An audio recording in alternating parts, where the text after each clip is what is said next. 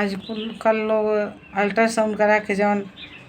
पेट में बच्ची लोग के हत्या कर देता, वही पे एगो गीत लेके हमनी के आइल बनी जा। रउरा सब सुन जा, कमेंट में लिखब जा, बताइब जा कि कैसन मतलब लागल है।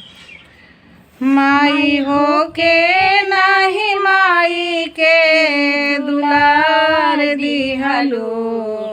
माई हो के नाही माई के दुलार दिहलो, काहे कोखिए में हमारा के मार दिहलो, काहे कोखिए में हमारा के मार दिहलो, देखे नाही दिहलो माई हमके तू दुनिया के, पेट में से कैलू विदाई अपना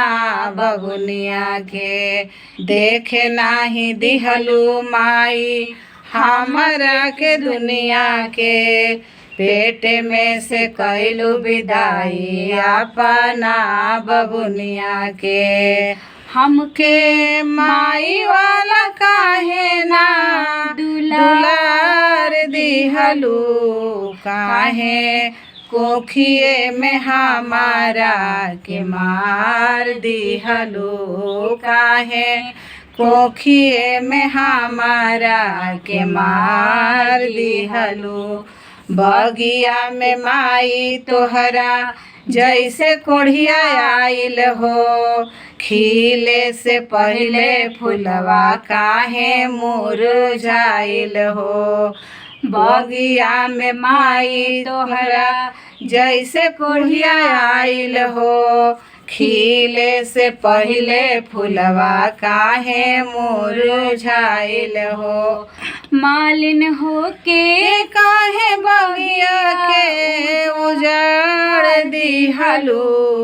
काहे कोखिए में हमारा के मार दिहलो, काहे कोखिए में हमारा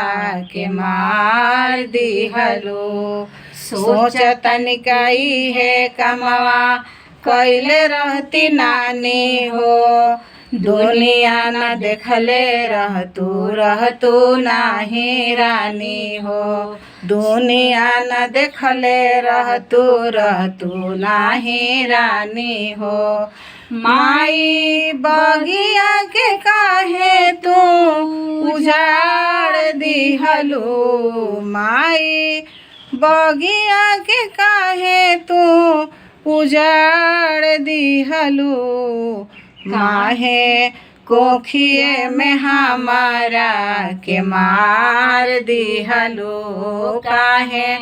कोखिए में हमारा के मार दिहलो।